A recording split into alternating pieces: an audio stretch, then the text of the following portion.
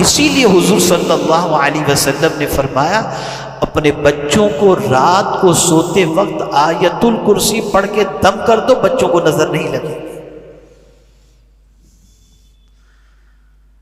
اب کاروبار ہو تو وہاں بھی یہی، اور آیت الکرسی کی طاقت کا اندازہ ہم اور آپ کیا لگائیں گے۔ حضور صلی اللہ علیہ وسلم نے فرمایا رات کو سوتے وقت جو آیت الکرسی پڑھ لے اس کے گھر اور اس کے گھر سے 40 گھر تک اللہ تعالیٰ اس گھر والوں کی حفاظت فرماتا ہے۔ یہ ہے آیت الکرسی۔ کوئی رات بغیر آیت الکرسی پڑھ کر کے آپ سوئے نہیں، روزانہ آیت الکرسی پڑھیں، بچوں پر آیت الکرسی پڑھ کے دم کریں۔ اور آیت الکرسی کے اندر 2 اللہ عز و جل کی ایسی صفتوں کا ذکر ہے، حی قیوم، اللہ لا الہ الا هو الحی القیوم۔ یہ حی قیوم، حی اور قیوم، یہ اللہ عز و جل کی 2 ایسی صفتیں ہیں کہ تمام سلاسل کے بزرگوں کے نزدیک اس میں اعظم کی حیثیت سے یا حی یا قیوم برحمتک استغیث ہے۔ اس کی طاقت کا کوئی اندازہ اور اس کی برکتوں کا کوئی اندازہ نہیں لگا سکتا۔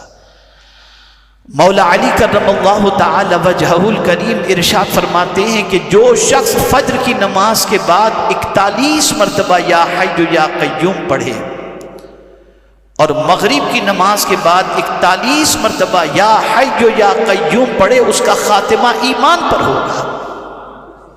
یہ اس کی طاقت، اور وہی حقیقی معنوں میں زندہ ہے، زندہ وہی ہے، اور اس کی عطا سے کوئی زندہ ہے، لیکن ذاتی طور پر زندہ وہی ہے، وہ ہمیشہ سے ہے اور وہ ہمیشہ رہے گا۔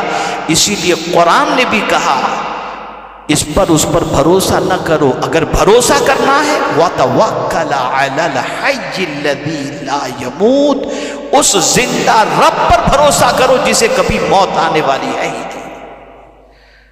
ہم مرنے والوں پر تو بھروسہ کرتے ہیں، اللہ پر بھروسہ نہیں کرتے۔ اور اسی طرح سے قرآن مقدس میں رب قدیر نے فرمایا وَمَن يَتَوَكَّلْ عَلَى اللَّهِ فَهُوَ حَسْبُهُ، جو اللہ پر بھروسہ کر لے اللہ اس کے لیے کافی ہے۔ تو آیت الکرسی یہ بہت عظمت والی آیت ہے۔ اسی کے ساتھ ساتھ سورہ بقرہ کی آخری آیتوں کی بھی تلاوت ہوئی۔ اب سورہ بقرہ کی آخری آیتیں اللہ عز و جل نے عرش کے نیچے سے اپنے محبوب کو عطا فرمائی، عرش کے نیچے سے، بڑی برکت والی یہ آیت ہے۔ اسے بھی روزانہ رات کو پڑھے بغیر نہیں سونا چاہیے، روزانہ رات کو اس کی تلاوت کر کے ہی سویا کریں۔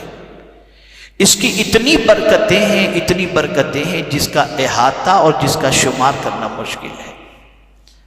میرے پیارے آقا صلی اللہ تعالی علیہ وسلم کے پیارے دیوانوں، اس لیے ہمیں چاہیے کہ 4 چیزیں آج جو بتائی گئیں اس کو خاص طور پر ذہن میں رکھیں۔ اللہ ہم سے قریب ہے اور ہماری شہرت سے بھی زیادہ قریب ہے۔